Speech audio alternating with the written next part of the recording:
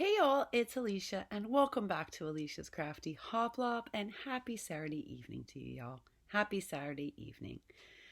It is going to be Happy Meal Saturday. I am going to open up some Happy Meal that I have been really eager to break into. But before I do that, I have a very interesting / very strange story to share with you. And I have a very small haul from Allie. My Allie dies are finally coming in. But let's start with this story, and I cannot wait to hear what you all make of this. This is, I don't know what to call it. I really don't. So I had to go out to the pharmacy today, and I told you I had a problem with the pharmacy this week. I have a national pharmacy I use and a local pharmacy I use. The local pharmacy has been nothing but wonderful, nothing but respectful of my illness and my risk factors. The national pharmacy, who's inundated, under pressure, short on medicine, not so great. So long story short is I had to go back today to go pick it up. And unfortunately, one of my medicines is a controlled substance. And you cannot allow anyone else but your husband to pick that up or your partner. And mine isn't here. So people in my building volunteered. The pharmacist said no. Now, my doctor was furious. My doctor explained that my husband is out of the country, that she would prefer I don't go into the pharmacy again, but this is a state law. This is not really their law. Now, could they bend it this one time? Sure. But they didn't want to. So I had to go back in. So on my way back from the pharmacy, and this time I wore a mask, I'll tell you, because of what happened last time when I was in there, and I didn't go into detail with you as to why it was such a dangerous risk, and I don't really want to get into it because it still makes me anxious. But this time I wore a mask. Now, I don't normally wear a mask because they actually aren't sure it's good for you. It's only good if you have something wrong with you so that you don't give it to someone else. But I thought, you know what? I'm going to take the extra precaution because the last time I was in this pharmacy, I was exposed to all sorts of things that I just shouldn't have been. Trust me, folks, it would be way safer for me to go to the post office with no protection and stand 1 foot next to somebody. So this time I was being careful. So I wore the mask, went to the pharmacy, stopped at my little local bodega on the way back to check in with the family there. We're very close. Our building is very close with this bodega. They take good care of us. We support them. Even if their price is $1 higher, we'll buy there because we know them. They do lots of nice things for people in my building. I'll just share with you so you understand why we're so supportive. When folks here, if they're low on money at the end of the month, they'll give them credit and they'll give them they have a little deli counter where they have boar's head meat and things like that, and they'll give them food and let them pay it off. They're just terrific. They're really great, and they're the ones that went and sent their children out to New Jersey to find us the wet wipes when we were really stuck. And they only could get a few, as I told y'all, but they got them for us, and they kept them under the counter for our building. So we love these people, and we've gotten to know them very well. We know the whole family. So I went in, and my guy sprayed his hands right away with 91% alcohol, and then he poured me a cup of coffee, and then he asked me for my hands, and he said, "Why are you wearing the mask?" And I told him, "Oh, I have to go to the pharmacy again." He was like, "Again?" And we were just chit-chatting. And there was another local lady in there, a woman he knows. I don't know her.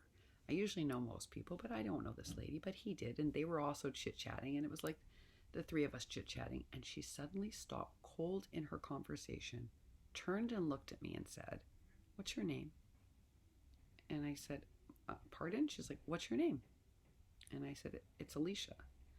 And she said, "Yeah, God has a message for you and needs me to talk to you." And I was like, "Pardon?" And she's like, "God has a message for you." And folks, I have to be honest. It's New York City. I've lived here a long time. Not everybody in here in this city is stable. We have a lot of underserved health issues in the city. And so I just smiled very politely and I said, "Well, how do you know the message is for me? It could be for somebody else." And I wasn't being condescending or rude, but I just thought this is a little weird. And I looked at the owner of the bodega, and he knows her, just to give a look is this someone I should be worried about? And he was shocked. You could see that this was not her normal behavior. which made the whole thing even weirder. So she said, well, no, God was very specific. It's you. He has a message for you, and it's important that you listen. And I was like, okay, what's the message? And she stepped we were within the 6 feet, and she stepped 3 feet closer, and I was like, ugh. Now, I'm wearing the mask, so I'm feeling a little bit more safe and a little less scared, but still, it's within the 6 feet. But I don't want to be rude. It's different with a stranger on the street than some lady telling you that God is talking to you. So it's like, what do you do? So I just sort of tried to inch away a little. And she said, oh, no, don't worry. Don't worry. As if she could understand why I was moving away. And then she said to me, listen, he wants you to know that you're all right. And I was like, oh, okay. Thank you. Thank you for telling me that. And I thought that would be the end of it. And I went to take my coffee, and I gave the bodega the owner a look that said okay, I'm getting out of here before this gets any weirder. I'm reaching for my coffee, and she touches my arm, and she says, I'm not done yet. And I was like, okay. And she's like, are you talking to him lately? And I was like, what do you mean talking to him? And she's like, have you been talking to him? Because, he's not sure that you're really listening. And I was like, listening to what? And she said, okay. He wants you to know you're going to be okay. And I'm telling you, I didn't know what to do, folks. And I just looked at the bodega owner. And he's watching this very fascinated. And I can tell that this is not her normal behavior with him. So now I'm like, I don't know what to believe. So I said, okay, well, thanks for letting me know that. And she said, well, are you talking to him about how worried you were? And I said, what makes you think I'm so worried? And she said, I don't think you're so worried. God thinks you're really worried. Are you worried? Now, that's when it got weird. It still makes the hairs go up on the back of my neck. Now, I haven't said anything to anybody.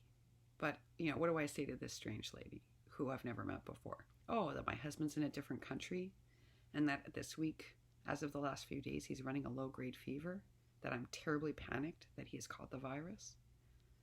Do I tell her that he had one shot to fly home this weekend, but that they warned him that he could kill me if he actually has the virus, and so we decided that he shouldn't come back, and that likely means he won't be able to come back? I mean, what do I say to this lady who's asking me if I'm talking to God about how worried I am? And I thought, okay, this is just a coincidence. Leash, it's just a coincidence. It's got to just be a coincidence. Still, the hair is standing up on the back of my neck, right? I'm relaying this to you now. The hair stood up then, it's standing up now. And I look again at the bodega guy, and he's fascinated. He's not looking at her like she's strange, or that this is normal behavior for her. He's just watching like a spectator. So I said, well, no, I haven't been talking to God about that. No. And she said, why not? And I said, well, that's a complicated answer. It's just not how I roll. And she said, listen to me. He knows you're really worried. He knows that. And he wants you to know you're going to be okay. And it was really important to him that you understood that. And he didn't know how to communicate that with you because you're not talking. And I was like, okay. And she's like, you don't have to pray. You can just talk. And I was like, okay, I'll keep that under advisement.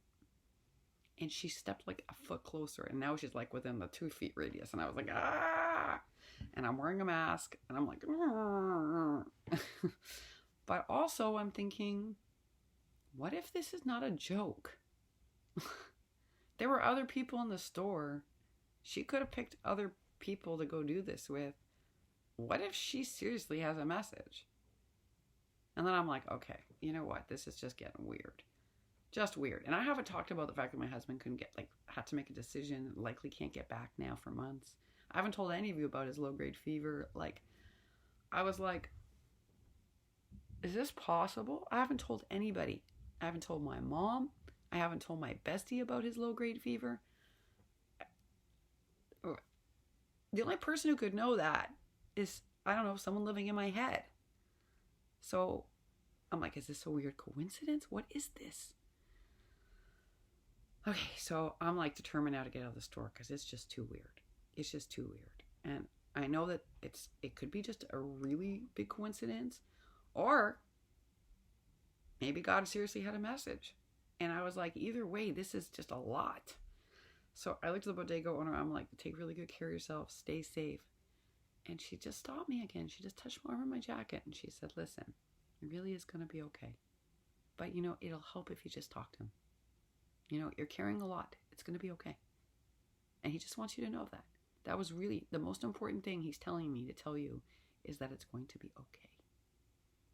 And I was like, well, thank you. And I said, and listen, I guess it's not comfortable to tell a stranger a message like this. So thank you.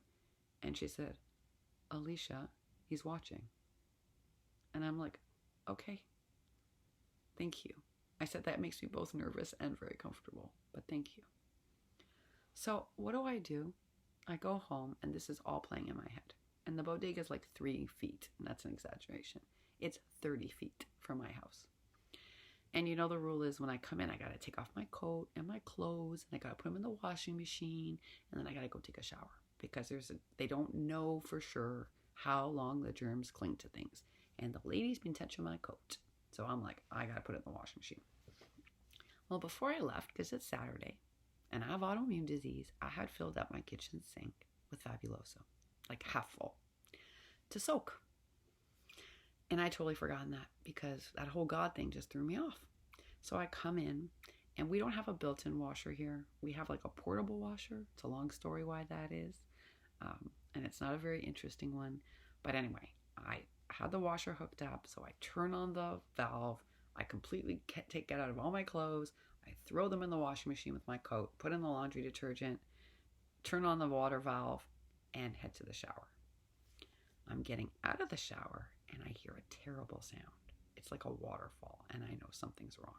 And I go running, naked, into the kitchen. And sure enough, because the sink had been plugged and filled with Fabuloso, there is water going everywhere. And I mean everywhere. Now, thank goodness I moved quickly. I'm pretty sensible in an emergency. Shut off the water valve, shut off the laundry machine, mop the floor, cleaned it all up very quickly so that it wouldn't leak too much down below. But I couldn't get to the water that fell behind my gas stove. And the reason for that is that gas stoves are connected in a very wonky hoplop kind of way in Brooklyn. And they warn us, don't do anything to dislodge the gas gauging because you can make it loose. And that's very dangerous, right? That's how you have gas explosions. So I couldn't stick my mop behind my stove to mop up the water. So it a little bit leaked downstairs, a tiny bit. Now that happens here if you're washing your floor in Brooklyn, in these old buildings, and I'm not joking, and you use too much water and you don't squeegee it out properly, it can leak in the corners downstairs. And we all know this. So we're careful. So a little bit of water leaked downstairs before I got it all taken care of. So you know that the super's not well, hasn't been well. He's been recovering, right? None of us would ever go disturb him because he's in serious recovery. He's finally at home. That's the good news. But he went through a serious operation. It's been very traumatic. We would never bother him. The woman downstairs went and knocked on his door. I could not believe it. You don't want to know what I wanted to do to her. And says, there's a little bit of water leaking. Or she didn't tell him it was a little bit of water. She said there's water leaking. So he's recovering from surgery, gets up, comes upstairs because he's figuring it's me. I'm by myself. So instead of sending Tabby, my girlfriend, his daughter, to see like, hey, Leash, is everything okay? He figured one of my pipes burst or something, and he didn't want me to have to try to find a plumber, so he thought he'd come and fix it. Now, this man is recovering from surgery, right? And y'all remember he went through that terrible, like, you have the virus, no, you don't have the virus thing. Like, this poor man has gone through nothing but hell in the last week. This is his first day of recovery at home, and you ask him for help. Oh, I wanted to hurt the person. And by the if my Elise and Tyler and Tabby and Tristan are watching, because that's his family, I wanted to wring her neck. Yeah, I really did. I was really upset. And of course, their granddad and Tabby's dad is like the nicest man. So he's like, Alicia, are you sure you don't have a leak? I said, I swear, it's my own fault.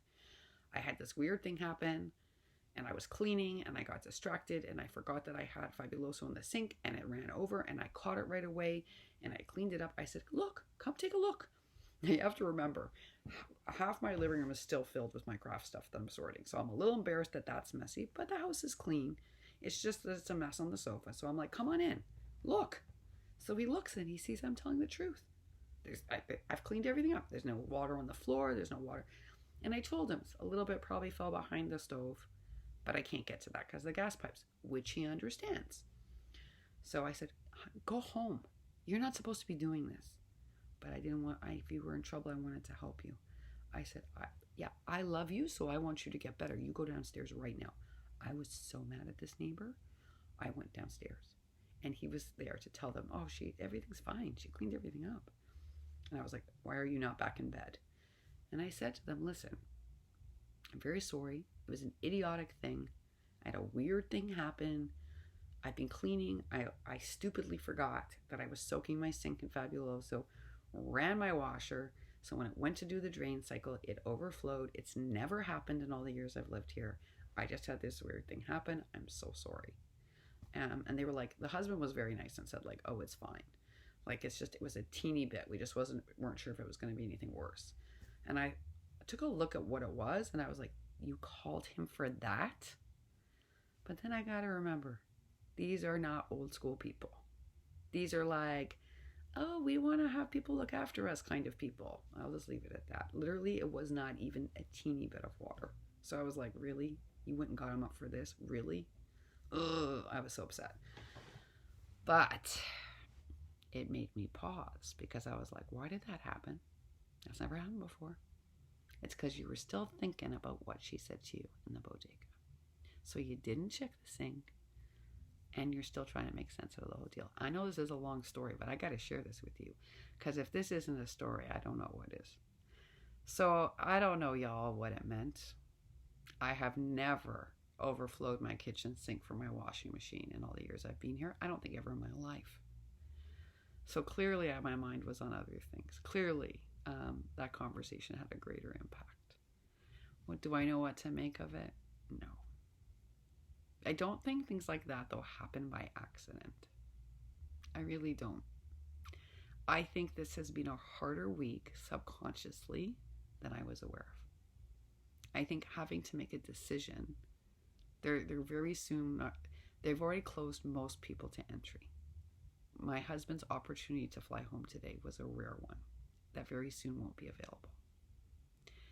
I had to make a very difficult decision, knowing that it could mean that if this drags on for months, that I will be here alone for months and months and months. And that I wanted his safety, and I wanted my safety, and the safety of everyone in this building. Because my husband would not forgive himself if he infected me or anybody else in here. And so we had to make the most responsible decision. But it was tough. And I hadn't said a word. So I'm like, how is that possible? I still don't know. I still don't know. And do I believe that everything will be okay just because that was the message?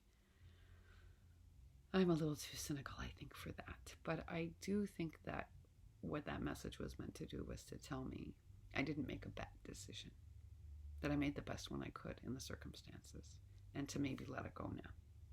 And that's a message I probably needed.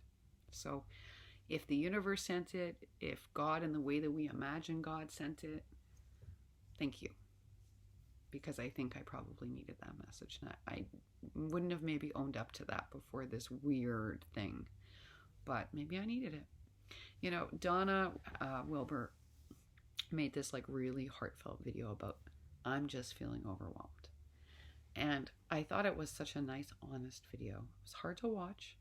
It's hard to watch somebody suffer when they're telling the truth. But I appreciated it because I think she gave voice to a lot of things that a lot of us are feeling, but not saying. right? Because we're buoyant, especially those of us that are buoyant. It's like hard to say, I'm a little bit overwhelmed, you know? Having to make that decision about my husband was overwhelming. And I didn't realize it until what happened today. And maybe that was just like what I needed to let it go. So I think there are lots of people who are overwhelmed and lots of people who are feeling so unnerved. You know, if you're a planner or you're somebody who's naturally anxious, this whole situation has got to have you on high red alert. You know, people like me that like to be outside and walking, it's hard to be inside all the time. It is. I don't find that overwhelming, but I definitely have a preference to be out more. And for all those kids who are inside, did you hear Susan Tissy Tucker today? She took them all for a walk because she had to get the jiggles out of them. And I knew exactly what she meant, y'all. Oh, yes, I did. I knew what she meant. So I think maybe this message from the universe is also a good message for all of us to heed in Self-Care Month. This is a lot for us to process. People still, you know, Walmart has done a good job in a lot of states. I know in Georgia, they were rationing food.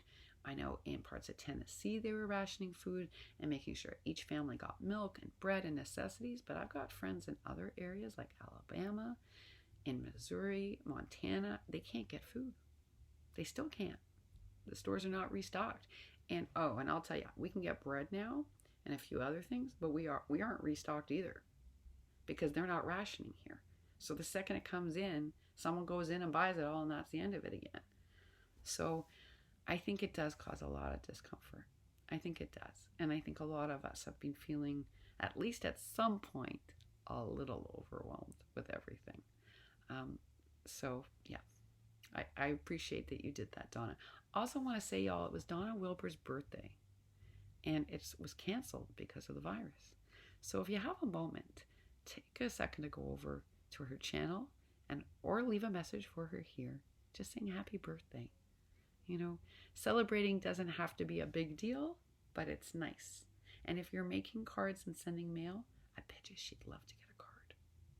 I bet you that would go a long way to help make up for that canceled birthday. I think so. All right, I've been jabbering, but I thought I could not share that story with you. I am not an oral storyteller the way that Susan Titsy Tucker and Sheila Country Girl First are. I'm a writer. I process my stories best on paper, but I had to share that one with you. Whew. Whew.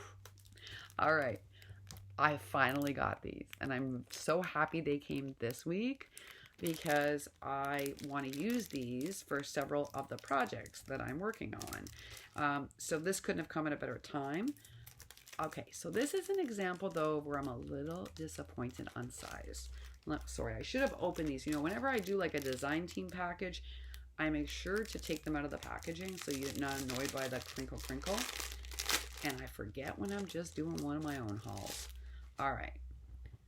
I'm a little disappointed in the size. I'm going to be honest. This is smaller than that border die that I got from In Love Arts in my design package. That was perfect. The biggest one is smaller. So I would have liked there to be like a large one and then the next, anyway. And this was the large. There was a smaller set. But I am happy to have it. These are the distressed pages. I do a lot of distressing on my own, and still with this, I am going to hand distress with my new distressing tool and with sandpaper and all sorts of things. But I did want to have a die that began the process to make it even more distressed, especially for some of the mixed media. But I am a little disappointed that they're this small. Yeah, I am. They're less than 4 inches. Not happy. And that's the largest one. But I do love the way that it looks. I do. And I'll put it to good use. So that's one of them. Notice, I think I'm destined just not to get the bunnies. I'm getting everything but the bunnies. So thank goodness for Susan Titsy Tucker and whoever sent me, the angel that sent me the dancing Tim Holtz bunnies. I did get this really great die. Now, I'm going to tell you, I took a chance on this one because I ordered it from a German alley company. And it was kind of pricey. It was like $4 and change. And But I took the measurements and I saw how big they were, and I really liked this shape. So I wasn't sure if I was going to be happy. I'll let you know how these cut out. I still have to show you the shaker bows too, but I'm actually thrilled about the size. And examining them, they're quite razor sharp. I think they're going to cut well. So these may have been worth the money that I paid for them. I'll have to let you know. You know me, I'm on the search for the perfect flower dies. So as soon as I know, you're going to know. And then I ordered this a long time ago, and I actually forgot I even ordered it. So this is called lace paper. And I think it's going to be hard for you to see, but I'm going to try to show it to you. And I don't mind opening it so you can see it.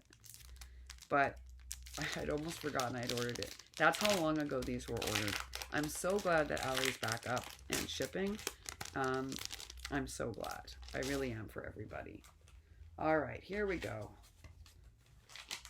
Oh, I don't remember ordering this at all, y'all. In fact, I'm not sure I did order this. Okay, well, this is interesting. Guys, I don't think I ordered this. This either may be that a company sent it to me. I have to go check, but I don't order die cuts normally from Ali. So this is interesting. I mean, they're beautiful. Please don't misunderstand me. If someone sent this to me as a gift, it's a very nice gift. But they are elegant, lacy paper die cuts. And they're gorgeous. But I didn't order these. So either this is angel mail or a company sent them to me. I'm going to have to take a look and find out, because I didn't order these, but they are really beautiful. And I don't have any of these, and I can hand dye them and hand stain them. But I wouldn't have ordered floral die cuts. I like to die cut my own. That said, I mean, they're nice to have, and I'll definitely use them. But I got to figure out, well, if you're an angel and you sent them to me, thank you. Because I don't have anything like this at all. And I used to have trouble with these thin, delicate babies. Now I can do them, but I had trouble. So thank you if you sent these to me as angel mail, because they are really, they're really pretty and delicate, and they will look great stained. And they came in a really nice vellum envelope that I'll reuse too. So thank you if you did. Because I sure didn't order them. So if that came from you, thank you. And if it came from the company, I apologize. I certainly didn't know you were sending them to me, and thank you for sending them to me. But yeah. And then the other thing I ordered were these really pretty soft pink heart earrings. And I just really liked them. They're delicate. I actually saw them on Bedford in a window, and they wanted like $40 something for them, and I knew they'd ordered them from Ali. So I just searched until I found them, and now I have them. Simple pink. They're kind of like shell earrings, but they're a little bit like quartz and shell. They're really pretty in person. And that's it. That's the end of that's my Ali haul so far. Teeny Ali haul and insane story. I'm sorry it took me so long to share it with you. I hope you enjoyed it. I'm going to be back on tonight with a very special happy mail, and I'm excited about that. I really am. I hope you'll join me then. And that is our Saturday story hour. All right, y'all. I'll see you later this evening. Bye for now.